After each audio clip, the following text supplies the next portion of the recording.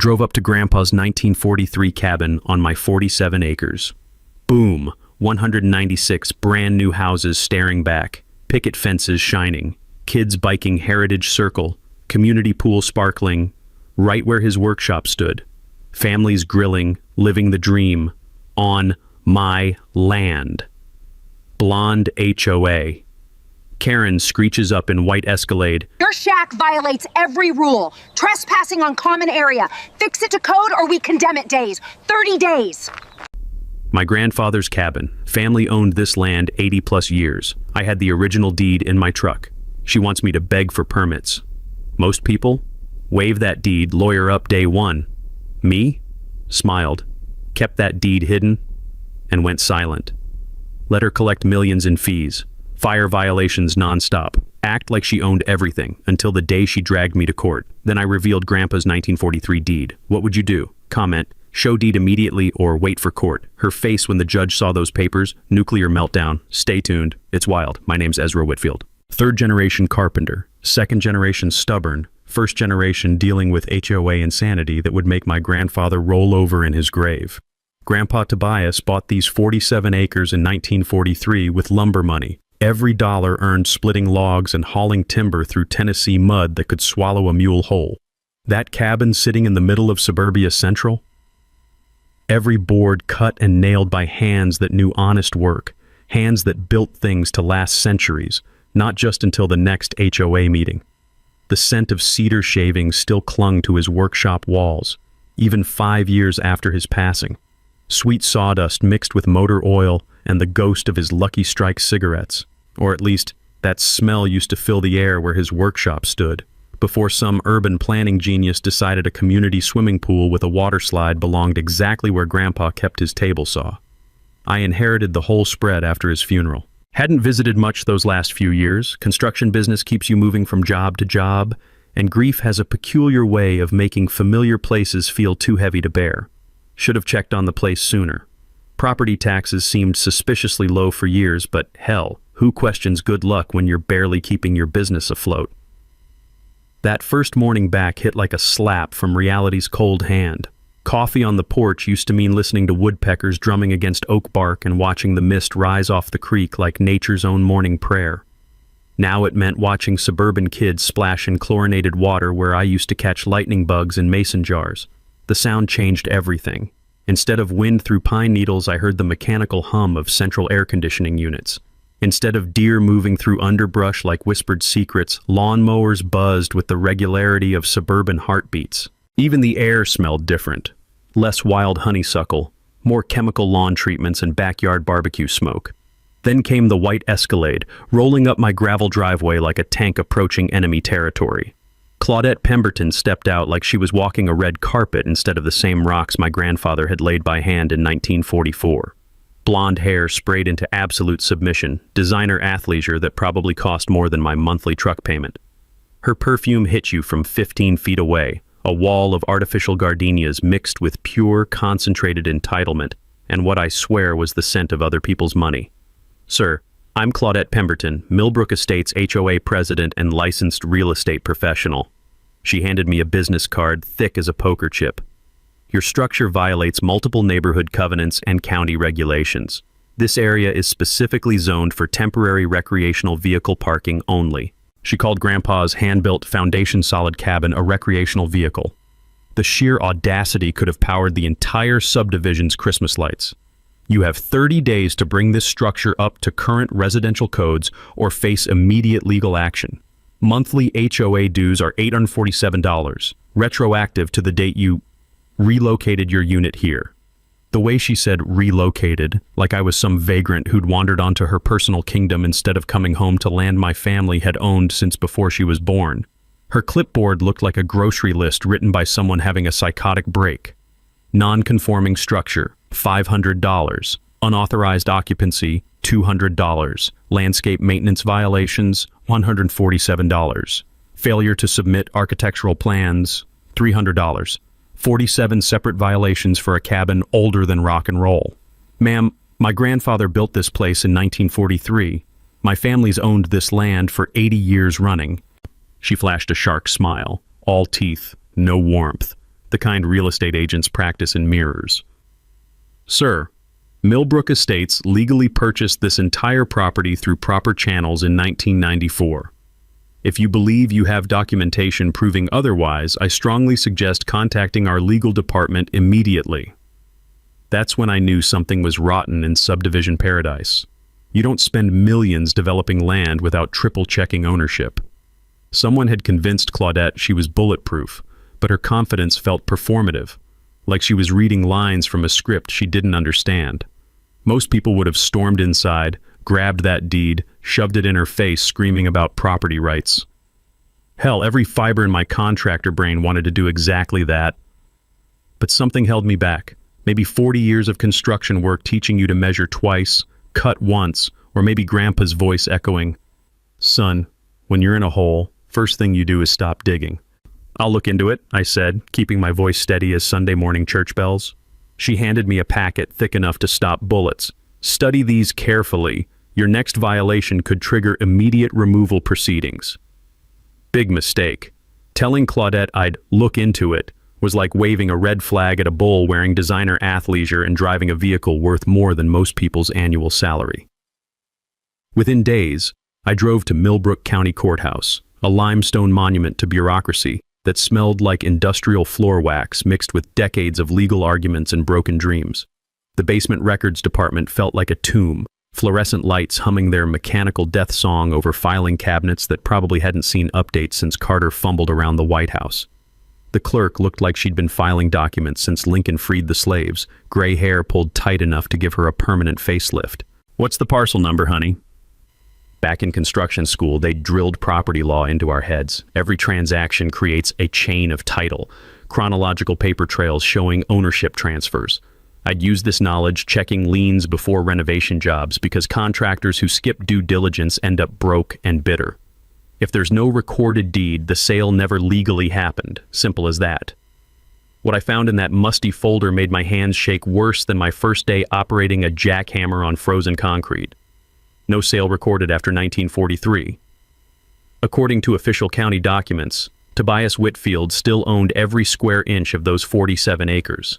But buried in the paperwork like a snake in tall grass was something that made my blood pressure spike. A corrective deed filed March 15, 1994, claiming the original survey was incorrectly recorded due to clerical errors. And that corrective deed bore my grandfather's signature, transferring 23 acres to Millbrook Development LLC for $1 and other valuable considerations. Here's the problem that hit me like a sledgehammer to the gut. I remembered March 1994 with crystal clarity. Grandpa had spent that entire month in Millbrook General Hospital with pneumonia that nearly killed him. I'd visited every day after work, watching him struggle to breathe through oxygen tubes, barely strong enough to hold a water glass without shaking. He couldn't have signed his own name on a birthday card, let alone a legal document transferring half his life's work to strangers. Someone had forged his signature while he lay dying, and they'd been profiting from that crime for 3 decades. Most people would have lost their minds right there in that basement, called the sheriff, demanded immediate arrests, screamed about fraud and theft, until the courthouse windows rattled and the dead rose from their graves. But 30 years of dealing with insurance companies after construction accidents had taught me something valuable. Rushing into accusations without ironclad proof usually backfires more spectacularly than a gas leak near a cigarette lighter. I spent $6 photocopying everything, organizing it chronologically, like evidence for the world's slowest burning lawsuit. My hands trembled slightly as the scope became clear. This wasn't just property theft. This was systematic fraud involving forged documents, fake corporations, and decades of illegal profit. But here's where I made the decision that probably saved my sanity and my bank account. I was going to let Claudette keep digging her own grave, one shovelful of arrogance at a time. Meanwhile, back in subdivision paradise, Claudette had declared total war on my existence. Code enforcement started showing up like clockwork, always with her riding shotgun in their county truck like she was supervising a military operation against enemy insurgents. The citations read like comedy written by someone having a nervous breakdown. Unpermitted electrical work for replacing a burned-out porch light, unauthorized water access for using the hand-dug well from 1944, failure to maintain septic system records for a system installed before septic permits existed in Tennessee, and my personal favorite, improper structural modifications for fixing a loose board on my front steps. Each citation carried fines ranging from $200 to $500. Each required court appearances, paperwork, and time away from paying construction jobs that kept my business breathing. Classic death by a thousand cuts strategy, designed to bleed me financially until I couldn't afford to fight back. But instead of fighting each ticket or screaming about injustice, I paid them. Documented every payment, every interaction, every time Claudette smirked while county officials wrote violations for problems that existed only in her twisted version of reality. Because patience isn't just a virtue in construction, it's a weapon that gets sharper and more dangerous the longer you wait to use it. Paying those fines was like feeding a stray cat. It only made Claudette hungrier for more and twice as mean. Within a week, she'd escalated from petty harassment to full-scale financial warfare that would have made a loan shark blush. A certified letter arrived thick as a phone book, demanding $2,400 in retroactive HOA dues, plus $1,800 in administrative processing fees for my delayed compliance with community standards. The math was more creative than Hollywood accounting. According to her calculations, I owed monthly fees since moving into my own cabin, plus penalties for every day I'd failed to submit architectural plans for a building that predated the Korean War. But the real gut punch came buried in legal-sounding gibberish. Failure to remit payment within 30 days will result in foreclosure proceedings and immediate eviction of unauthorized occupants. She was threatening to foreclose on property she didn't own, using an HOA with zero legal authority over my land. The audacity could have lit up Las Vegas for a month. Most people would have dialed every lawyer in the yellow pages. But watching insurance scammers had taught me something. People who overreach usually hang themselves if you hand them extra rope. And Claudette was practically demanding rope by the truckload. So I did something that looked completely insane. Opened a separate bank account and started paying every bogus fine, every manufactured fee, every penny she demanded.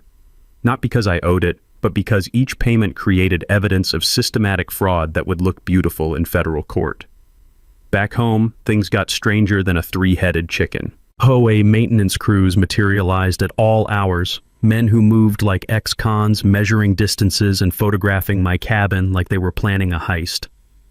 The sweet morning smell of honeysuckle got replaced by diesel fumes as trucks idled outside my property, drivers chain-smoking and staring like vultures waiting for roadkill. Then came the utility accidents. Internet cut during routine maintenance that somehow only affected my connection. Water pressure dropped to a dribble when they cleaned main lines, but mysteriously restored itself after I called the company. Even my mail got suspended due to driveway accessibility concerns. Apparently my gravel road that had handled mail delivery since 1943 suddenly became too dangerous for postal workers. The harassment campaign hit its peak on a Tuesday that started normal and went sideways faster than a greased pig at a county fair. I was replacing rotted deck boards when Claudette's Escalade rolled up, followed by 3 dark sedans that screamed government contract. Serious-looking people in dark suits emerged carrying clipboards and equipment, spreading across my property like a SWAT team executing a drug raid. The lead surveyor looked like he survived on cigarettes and black coffee, all sharp angles and nervous energy. He started driving stakes into my yard while his team stretched measuring tapes between oak trees that had been standing since before Tennessee joined the Union. "Mr. Whitfield," Claudette called out, voice dripping false sympathy thick as molasses. "We're conducting comprehensive property assessment for community acquisition purposes." Community acquisition. Fancy words for legal theft using eminent domain.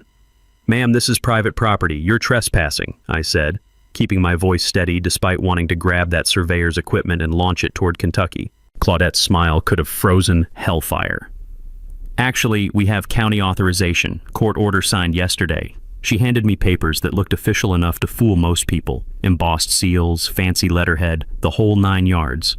I read every word twice, my anger building like steam in a pressure cooker. The document claimed my cabin sat partially on disputed common area requiring resolution through community purchase at assessed fair market value. It authorized survey work to determine appropriate compensation for voluntary or involuntary acquisition. Translation: steal my land legally using forged papers and corrupt officials. But here's what made my contractor instincts tingle like spider sense. The paper felt wrong, too new, too clean. Real court documents get handled by dozens of people, accumulate coffee stains and fingerprints. This looked fresh from someone's laser printer, still warm from the toner cartridge. Most homeowners would have lost their minds, called lawyers, maybe physically confronted the trespassers violating sacred family ground. But 40 years dealing with crooked contractors taught me the golden rule. Let them finish their crooked work, then use their own documentation to bury them 6 feet under legal consequences. So I grabbed my camera and started documenting everything. Every stake, every measurement, every conversation between Claudette and her team of professional land thieves. Because those court papers were faker than a $3 bill, and I was collecting evidence to prove it. Sometimes the best trap is the one your enemy builds themselves, thinking they're untouchable while digging their own grave one lie at a time. That fake court order was Claudette's biggest mistake yet, but she didn't know it. Instead of backing off after her survey theater, she doubled down harder than a drunk gambler betting the farm on a busted flush. 2 days later, my mailbox got accidentally destroyed during emergency pothole repair. Funny thing, those potholes appeared overnight, perfectly positioned to require heavy machinery driving straight through my mailbox post like it owed them money. The county informed me I'd need HOA approval for mailbox replacement in the common area right-of-way. Claudette now controlled whether I could receive mail on my own damn property. But Saturday morning brought the real gut punch. I'm drinking coffee, watching sunrise paint the mountains purple and gold, when chainsaws fired up close enough to rattle my windows and send every bird in Tennessee screaming for cover. The sound cut through morning peace like fingernails on a chalkboard made of pure aggravation. HOA landscaping crew had arrived with equipment that belonged on a logging operation, not suburban lawn care. Industrial chainsaws, wood chippers big enough to eat compact cars, and a crew that looked like they'd spent quality time behind bars for activities involving other people's property.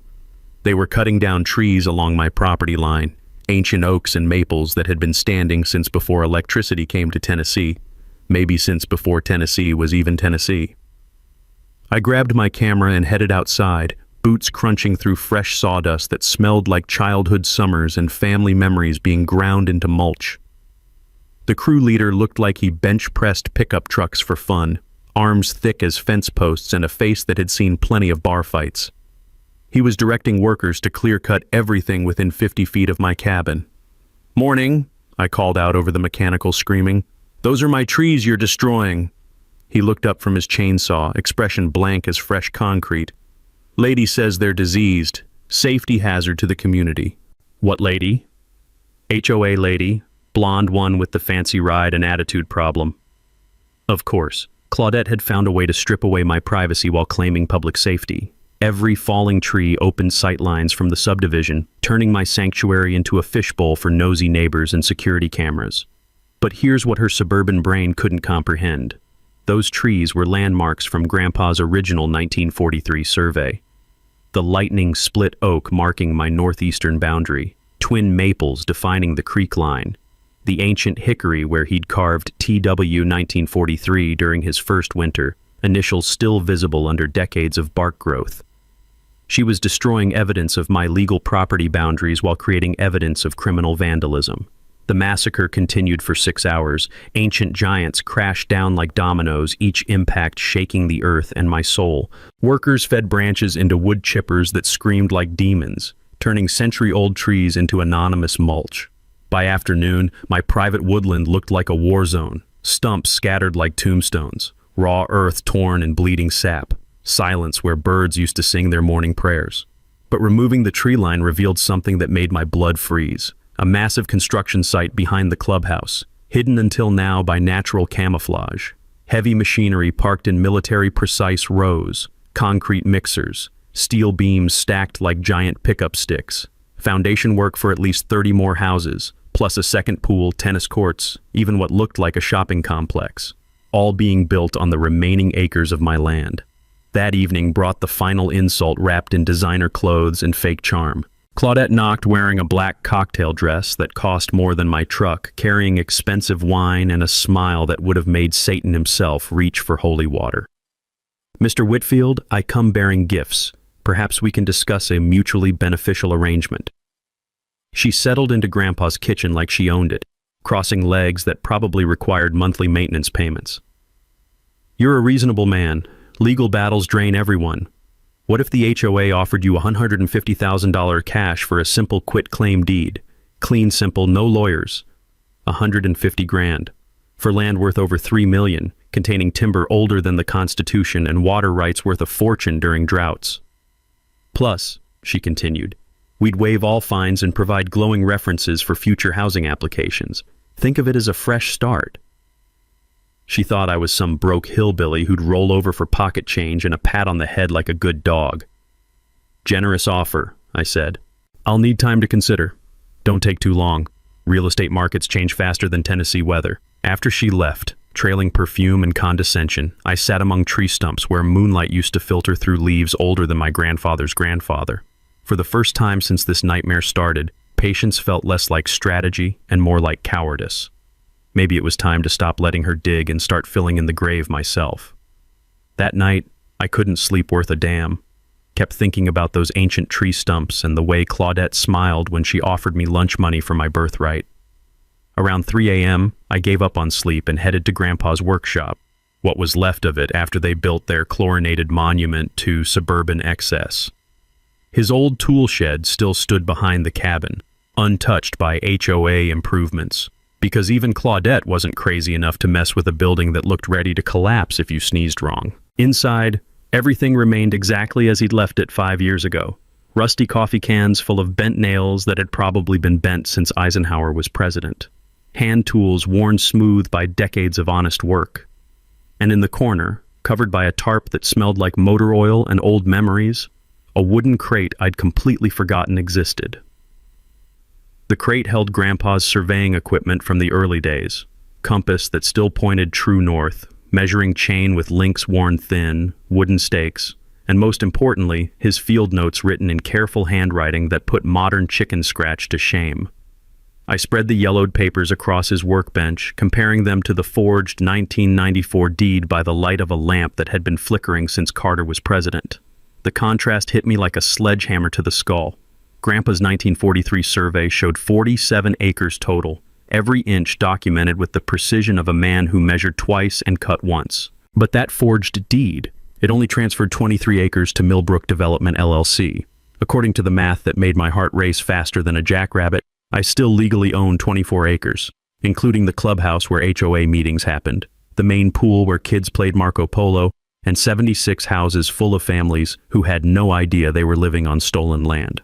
Claudette wasn't just stealing from me. She'd been collecting HOA fees from people living on property she'd never legally acquired, running a con game that would have impressed carnival barkers.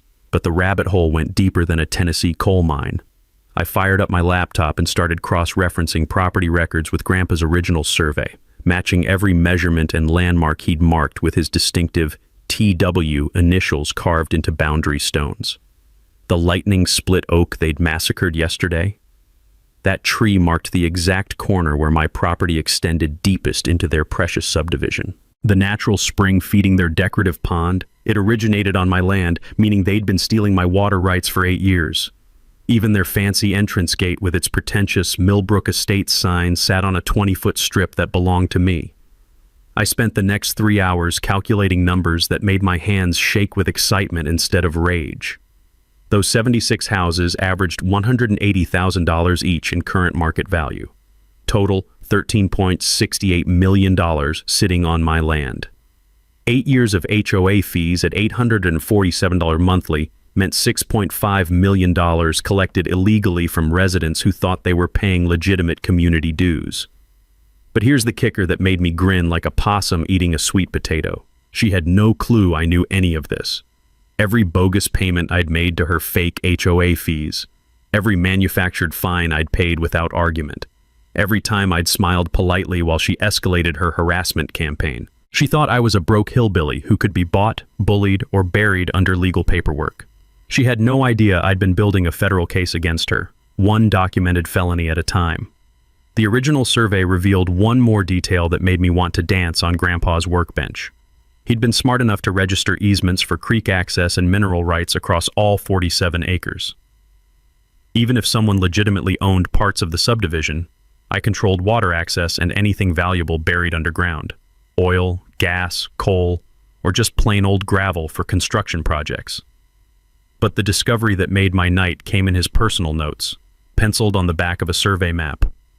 County clerk pressured me about selling Creek Parcel March 1994, told him hell no. This land stays Whitfield until Judgment Day or Jesus comes back, whichever happens first. T.W. He'd known someone was trying to steal his property, had refused to sell even when pressured by county officials. The forgery wasn't opportunistic, it was premeditated conspiracy involving people in positions of trust. I photographed everything, uploaded files to secure cloud storage, and made backup copies that would survive nuclear war. Then I called Harold Jameson, the retired county surveyor who'd worked alongside Grandpa during the honest days of local government. Harold, it's Ezra Whitfield. I need your professional opinion on some property documents that smell fishier than low tide. Tobias Whitfield's grandson? Hell yes, I'll help. Your granddaddy was the most honest man I ever ran survey lines with. What's the trouble? Someone forged his signature to steal half his property 30 years ago. I need you to verify original boundaries and make it stick in court. Son, if somebody stole from Tobias, we're going to nail them to the courthouse door. When do you want me out there?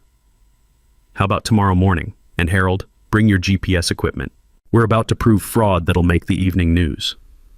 For the first time since discovering those houses on my land, I felt like the hunter instead of the prey. Claudette thought she was untouchable, protected by forged documents and corrupt connections. Time to show her what happened when you stole from the wrong family. Harold showed up the next morning driving a pickup truck that looked older than Moses but carrying GPS equipment worth more than my cabin and everything in it. Retired surveyors don't mess around when it comes to proving boundaries, especially when somebody's been playing hopscotch with property lines for 3 decades. Ezra, I've been thinking about this all night, he said, unloading gear that belonged on a NASA mission. Your granddaddy and I set those original markers with concrete and rebar sunk 4 feet deep. If they're still there, we can prove fraud so clear even a cross-eyed judge wearing sunglasses could see it from space. When the morning air smelled like fresh coffee and impending justice as we walked my property with equipment that could measure distances down to the width of a human hair. Modern GPS technology confirmed what Grandpa had surveyed by hand in 1943. Every measurement accurate within 3 inches, which was more impressive than a one-legged cat in a sandbox considering he'd used tools that looked primitive compared to Harold's electronic wizardry. But the moment that made my heart pound like a bass drum came when Harold's metal detector started screaming like a smoke alarm near the clubhouse foundation. 6 feet from that swimming pool where kids splashed in chlorinated ignorance, buried under 8 years of decorative landscaping and suburban pride, we found it. A concrete survey monument with TW 1943 carved deep as canyon walls, marking the exact center of my property like Grandpa's signature written in stone. The clubhouse had been built directly over my land, with that fancy swimming pool sitting on what used to be his prize-winning vegetable garden. Son, Harold said, wiping sweat that smelled like honest work, this is the smoking gun that'll blow their whole operation into next Tuesday. That monument proves legal ownership going back to when your granddaddy was young and pretty. No judge in Tennessee would ignore evidence this solid. While Harold documented GPS coordinates that would survive nuclear war, I started building my counterattack strategy. Not just proving ownership, proving Claudette had been running a criminal enterprise that would make organized crime families jealous. The legal approach required surgical precision, mixed with the patience of a spider waiting for flies. I'd learned that filing a quiet title action would force everyone claiming ownership to prove their legal right in court, like making every poker player show their cards at gunpoint. Representing myself meant saving $50,000 in attorney fees while controlling every move in a chess game where Claudette didn't even know she was playing. Small-town courthouses have free legal research computers, and knowledge becomes pure power when you can't afford lawyers but have unlimited time for homework. I spent 3 days studying Tennessee property law until I could recite statutes backwards while juggling flaming torches. The timing had to be perfect as a Swiss watch. I scheduled the lawsuit filing for 24 hours before the annual HOA meeting, ensuring it would become public record just as residents gathered to discuss community business. Nothing spreads faster in a subdivision than rumors about property ownership problems, except maybe gossip about who's been playing around with association finances. Harold agreed to bring his GPS equipment to the meeting for a live demonstration that would turn that clubhouse into a courtroom with evidence so overwhelming that even Claudette's biggest supporters would have to face reality like a cold shower on Christmas morning. But the visual demonstration needed impact that would hit people between the eyes. We planned to locate and expose original boundary stones Grandpa had set in concrete deep enough to survive ice ages. Modern metal detectors could find them even after decades of landscaping designed to hide inconvenient truths. People believe what they can see and touch, Harold explained while calibrating equipment that beeped and whirred like R2-D2's cousin. Show them an 80-year-old survey marker with your grandfather's initials carved by his own hands, and they'll understand this ain't about legal technicalities. It's about right and wrong, period. Meanwhile, I started recruiting allies who'd shown backbone during Claudette's reign of suburban terror. Betty Calvin, the retired accountant whose questions about HOA finances made Claudette sweat like a sinner in church. Marcus Rodriguez, the contractor whose sharp eyes had spotted construction shortcuts that would make building inspectors faint. Jennifer Walsh, the mother whose environmental concerns about water quality showed she actually gave a damn about community welfare. These weren't enemies. They were neighbors who deserved to know they'd been living in a subdivision built on stolen land and managed by someone collecting fees for property she owned like I owned the Brooklyn Bridge. Betty brought financial records showing $89,000 in unexplained legal expenses with no documentation of actual legal services. Marcus had photos proving the original construction violated building codes that should have triggered red flags for anyone paying attention. Jennifer had water test results showing contamination that suggested corner cutting during initial development. Each ally brought pieces of a puzzle that revealed systematic corruption going back years. The financial calculations made my head spin like a carnival ride. 8 years of illegal fee collection, property destruction from unnecessary tree cutting, lost rental income from land occupied without permission. Conservative estimate hit $8.2 million in damages before punitive awards that juries love slapping on criminals who think they're smarter than everyone else.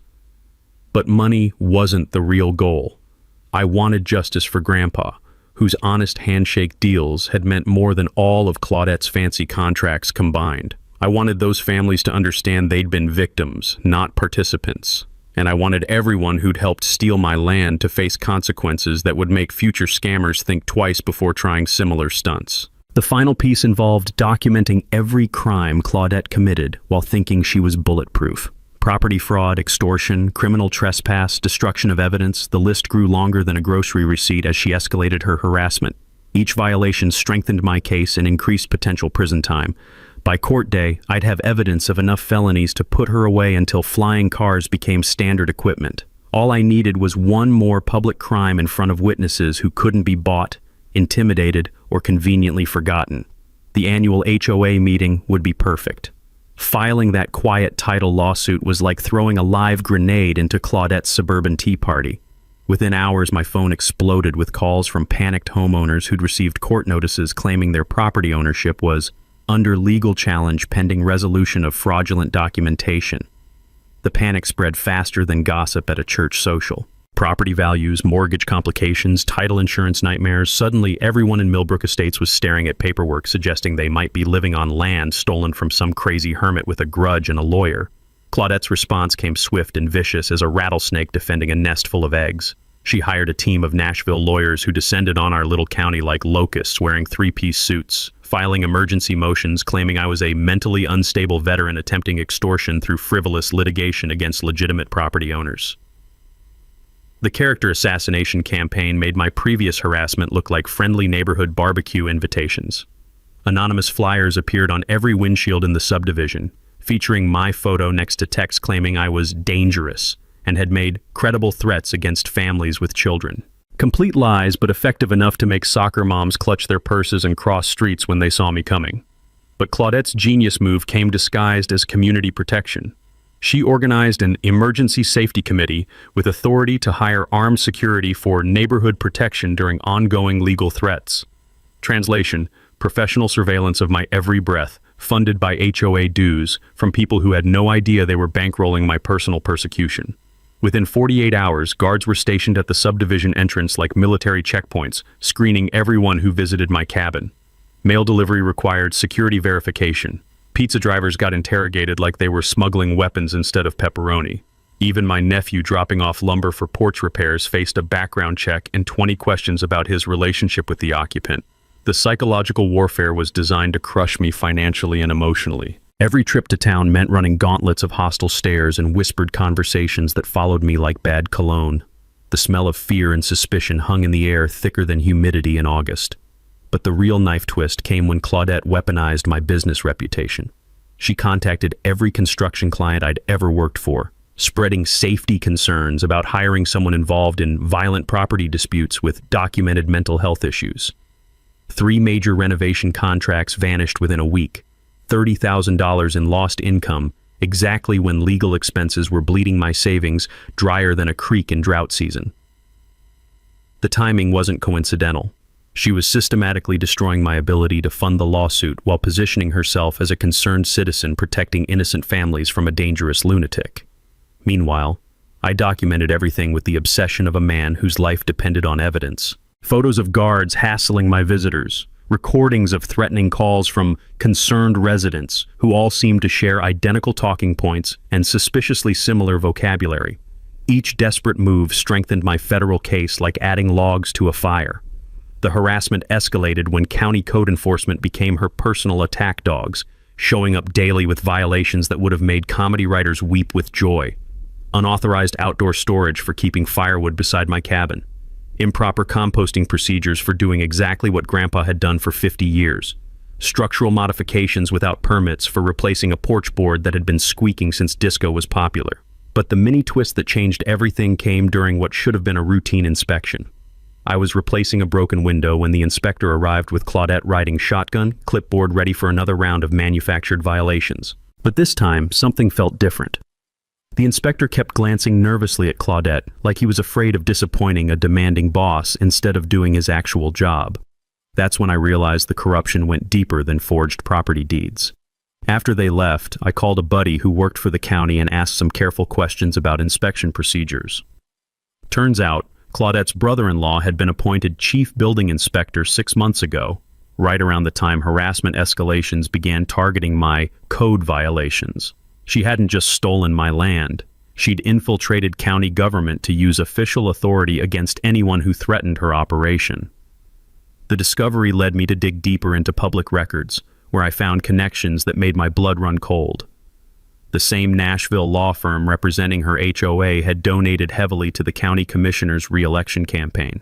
The bank holding mortgages for half the subdivision had business relationships with Millbrook Development LLC dating back years before the fraudulent property transfer. This wasn't just property theft. It was organized corruption involving banks, lawyers, county officials, and probably half the local power structure. But Claudette's desperation reached peak insanity when she tried having me arrested for criminal trespass while checking my own mailbox. She claimed my presence constituted harassment of residents and violation of community safety protocols established during the ongoing legal dispute. The responding deputy knew me from church and wasn't buying her Oscar-worthy performance. "Ma'am, if this gentleman owns this property like he claims, he's got every right to collect his mail without asking permission from you or Jesus Christ himself."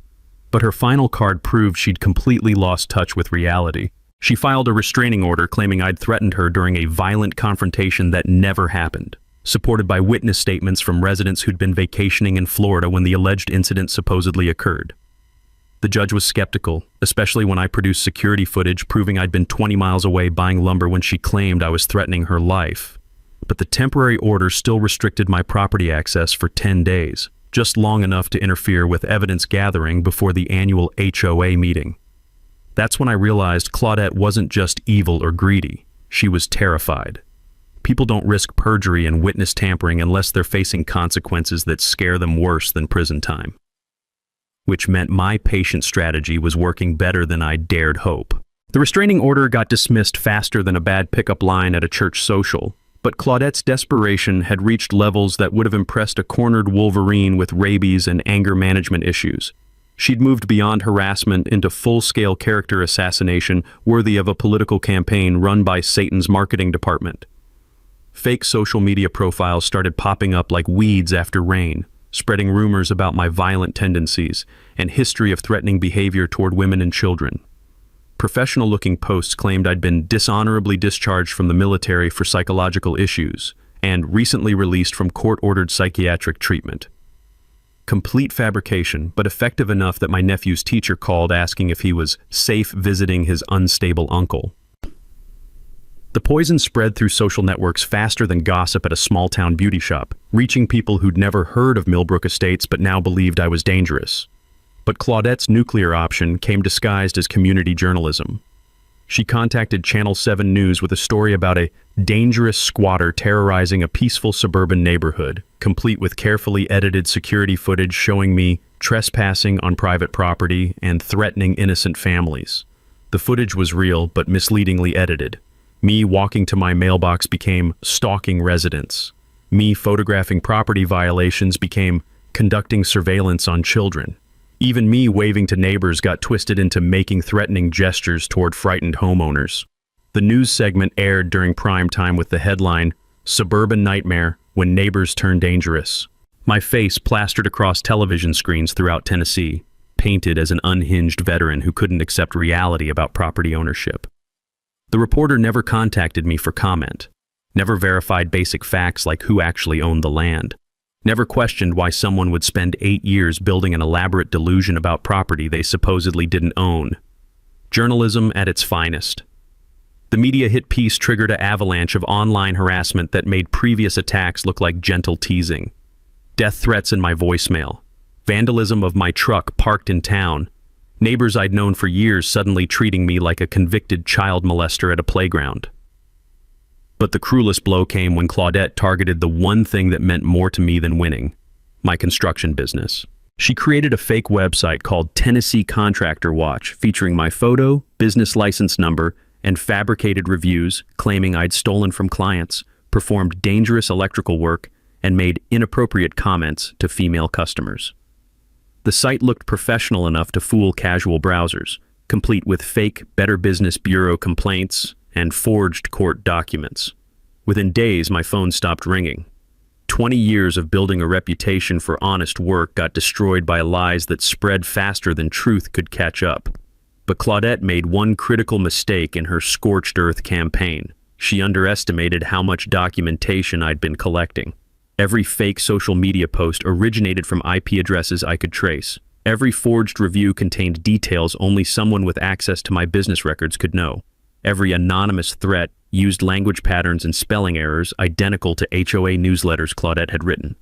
She'd left digital fingerprints all over her campaign to destroy me, creating evidence of criminal harassment, defamation, and conspiracy that would look beautiful in federal court. More importantly, her escalating desperation was turning some residents against her. Betty Calvin started questioning why the HOA was spending so much money attacking one man instead of maintaining community property. Marcus Rodriguez noticed that Claudette's security guards were trespassing on his property too, photographing his garage workshop without permission. Even Jennifer Walsh, despite her concerns about dangerous neighbors, began asking uncomfortable questions about where HOA funds were actually going during this extended legal battle. The cracks in Claudette's support system were widening like fault lines before an earthquake. But her final desperate gambit nearly broke my resolve. She hired a private investigator to dig up dirt from my past, searching for anything that could justify her claims about dangerous behavior. When legitimate investigation found nothing useful, she commissioned fabricated evidence. Fake police reports claiming I'd been arrested for domestic violence. Forged medical records suggesting psychiatric treatment for violent tendencies. Even doctored military service records indicating dishonorable discharge for assaulting superior officers. The documents looked authentic enough to fool casual inspection, complete with official letterheads and realistic case numbers. Only detailed forensic analysis would reveal they were sophisticated forgeries created by someone with serious criminal connections. But fabricating government documents is federal crime territory, punishable by decades in prison.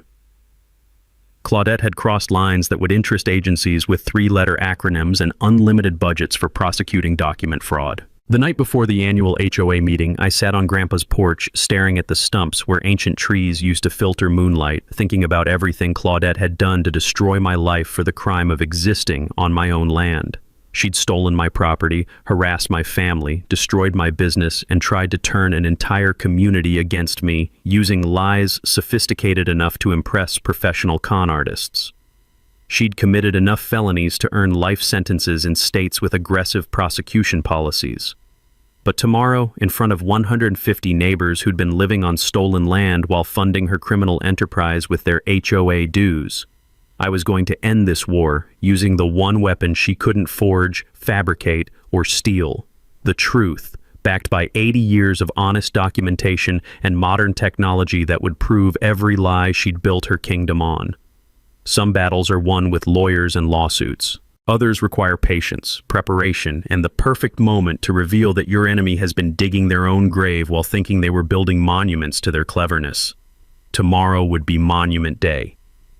The Millbrook Estates annual HOA meeting was scheduled for 7 p.m. in the clubhouse that sat on my grandfather's stolen land. By 6:30, cars lined Heritage Circle like mourners at a funeral, which was fitting considering we were about to bury Claudette's criminal empire. I arrived early with Harold and his GPS equipment, plus 3 boxes of evidence that represented months of careful documentation. Betty Calvin waved from across the parking lot. Marcus Rodriguez nodded grimly as he carried a folder of construction violation photos, and even Jennifer Walsh offered a nervous smile despite everything Claudette had said about my dangerous character. The clubhouse hummed with nervous energy thick enough to cut with a chainsaw. Folding chairs arranged in perfect rows faced a podium where Claudette would make her final stand. Coffee percolated in the corner, mixing with the scent of anxiety and vanilla air freshener that couldn't quite mask the smell of impending doom. Claudette entered like a queen arriving at her coronation, wearing a powder blue suit that probably cost more than my monthly mortgage and carrying herself with the confidence of someone who believed her own lies. She'd brought reinforcements, 3 lawyers in matching dark suits, a court reporter to document harassment, and even a uniformed security guard who looked like he bench-pressed Volkswagens for fun. "Ladies and gentlemen," she began, voice dripping false authority. "Before we address routine community business, we must discuss the ongoing security threat posed by an individual who refuses to respect legal property boundaries and community standards." She clicked through a PowerPoint presentation titled "Protecting Our Investment, Dealing with Dangerous Neighbors." Slides showed my photo next to fabricated police reports, fake psychiatric evaluations, and doctored news articles about property disputes turned violent. The performance was worthy of an Oscar for Best Lies in a Supporting Role. "This individual has filed frivolous lawsuits claiming ownership of our entire community," she continued, "despite clear documentation proving legitimate purchase and development of this property through proper legal channels." That's when I stood up. "Ma'am, I'd like to address those claims using actual evidence instead of fabricated documents." The room went silent as a tomb. Claudette's face shifted from confident to cautious faster than summer weather in Tennessee. "Sir, you're not a member in good standing of this HOA. I must ask you to leave immediately or face arrest for trespassing." "Actually," Harold said, rising with the authority of someone who'd been surveying property since before most residents were born, "this young man owns the land this building sits on. I can prove it." Harold fired up his GPS equipment while I opened the first box of evidence: the original 1943 survey, Grandpa's field notes, and the forged 1994 deed that had started this whole criminal enterprise. "Ladies and gentlemen, my name is Harold Jameson. I'm a licensed professional surveyor who worked alongside Tobias Whitfield when he first mapped this property. These GPS coordinates prove this clubhouse was built on land that never legally changed ownership." Murmurs rippled through the crowd like wind through wheat. Betty Calvin pulled out her calculator, already doing math that would terrify any HOA treasurer with half a brain. But Claudette wasn't finished fighting. "Those documents are forgeries created by a mentally unstable man seeking to extort our community. I have court orders authorizing—" "You have fake court orders created on your home computer," I interrupted, pulling out the second box. "Just like these fake police reports claiming I was arrested for domestic violence. And these fabricated medical records suggesting psychiatric treatment." I held up documents side by side, her forgeries next to official letterheads from the same agencies. Even a casual glance revealed differences in fonts, seal impressions, and paper quality that screamed homemade fraud. The crowd was getting restless now, residents whispering among themselves as the scope of deception became clear. Marcus Rodriguez stood up with his folder of construction photos. While we're talking about fake documents, can someone explain why the original building permits for this development show different property boundaries than what's recorded at the courthouse? Jennifer Walsh joined the uprising with water test results proving contamination from illegal construction practices. And why is our community water showing chemical levels that suggest corner cutting during original development? But the moment that broke Claudette's kingdom came when Harold activated his metal detector near the decorative fountain. The machine screamed like a banshee as it located the concrete survey monument buried under 8 years of landscaping designed to hide inconvenient truths. Harold grabbed a shovel and started digging while 150 residents watched in fascination. 6 inches down, the metal detector found it, a concrete marker with TW 1943 carved deep as canyon walls, proving beyond any doubt that this clubhouse sat on Whitfield land. The crowd gasped, like they'd witnessed a resurrection. Some pulled out phones to photograph evidence that would destroy Claudette's lies forever. Others started calculating how much money they'd paid in HOA fees for property that had been stolen from the man sitting among them. That's when Sheriff Deputy Williams arrived, responding to reports of public disturbance that Claudette had called in as a last-ditch effort to stop the truth from spreading. "Ma'am, what seems to be the problem here?" he asked, surveying a scene that looked more like an archaeological dig than a community meeting. Claudette pointed at me with shaking fingers. "That man is trespassing on private property and making terrorist threats against innocent families." Deputy Williams looked at the survey monument Harold had unearthed, then at the GPS coordinates that matched 80-year-old property records, then at Claudette's face, which had gone pale as winter moonlight. "Ma'am, if this is his land like the evidence suggests, seems to me you're the one who's trespassing." The room erupted in chaos as residents realized they'd been living in houses built on stolen property while paying fees to a woman who owned the land like I owned the moon. Voices rose in anger, confusion, and demands for answers that Claudette couldn't provide without admitting to decades of systematic fraud. But my favorite moment came when Harold's GPS equipment confirmed the exact boundaries of my property, showing that 76 houses, the main pool, and the clubhouse where we stood all sat on land that had never legally left Whitfield ownership. The look on Claudette's face was worth 8 years of harassment, financial pressure, and character assassination. Pure terror mixed with the dawning realization that her criminal empire was collapsing like a house built on sand during an earthquake. "Ladies and gentlemen," I said, standing in the sudden silence, "I think it's time we discussed new management for this community." The aftermath hit faster than a Tennessee thunderstorm in July. Within 48 hours, Claudette was arrested on federal charges, including property fraud, document forgery, bank fraud, and conspiracy to commit theft. The FBI's white-collar crime unit seized her computers, bank records, and that white Escalade she'd used like a weapon of suburban intimidation. Turns out my situation wasn't unique. Agents discovered she'd been running similar scams across 3 counties, using forged documents to steal portions of family properties and develop them without legal ownership. My case just happened to be the largest and most thoroughly documented. The legal resolution came surprisingly fast once federal prosecutors got involved. Rather than face decades in prison, Claudette's lawyers negotiated a plea deal that returned all stolen property and required full financial restitution to affected families. But I wasn't interested in destroying innocent homeowners who'd bought houses in good faith. These were my neighbors, people who'd been victims of the same fraud that targeted my family. Instead of evicting families from homes they'd purchased legitimately, I worked with county officials to create a solution that protected everyone except the criminals who'd orchestrated the theft. The 76 houses built on my land were sold to their current residents at fair market prices, with proceeds covering legal costs and restitution for 8 years of financial harassment. The remaining 24 acres reverted to Whitfield ownership, including the clubhouse and main recreation areas. But the real satisfaction came from what we built afterward. Using settlement money from Claudette's criminal enterprise, I established the Tobias Whitfield Community Trust, a scholarship fund for local students pursuing trade careers in construction, surveying, and honest professions that build things instead of tearing them down. The trust also funded restoration of the natural spring area as a community park, complete with hiking trails and educational signs about local history. Grandpa's workshop site became a monument to honest craftsmanship, with tools and photos displaying the difference between building something to last and building something to profit. More importantly, The whole experience taught me something about the power of community when people stand together against corruption and lies. Betty Calvin became the new HOA treasurer, implementing transparent financial policies that would prevent future fraud. Marcus Rodriguez started a community improvement committee focused on legitimate maintenance instead of harassment campaigns. Jennifer Walsh organized environmental monitoring to ensure water quality and responsible development practices. Even Harold Jameson joined our efforts, teaching property law basics at monthly seminars that helped residents understand their rights and recognize potential scams before criminals could exploit them.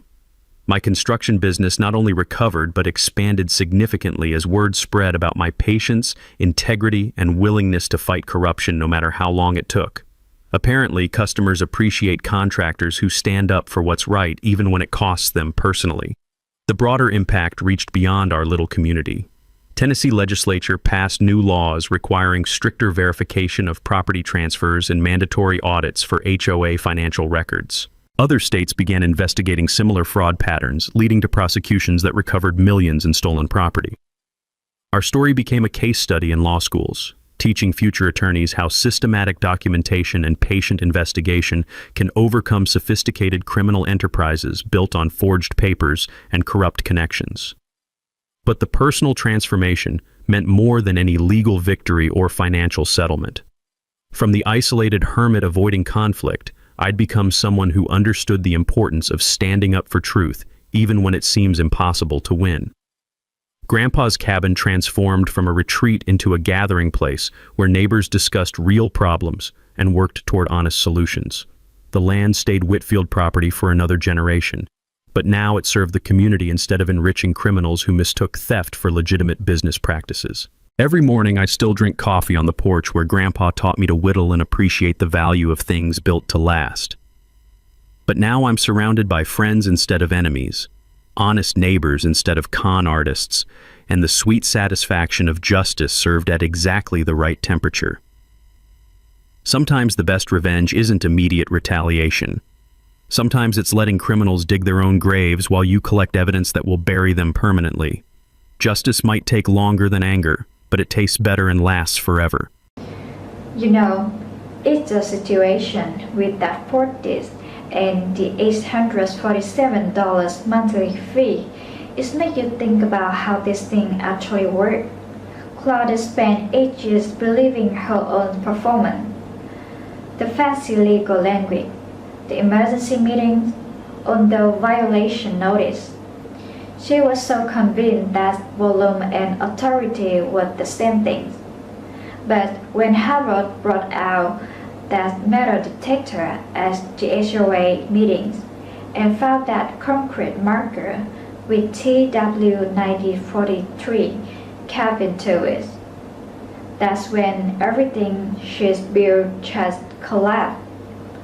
The thing is, most people would explore on day one.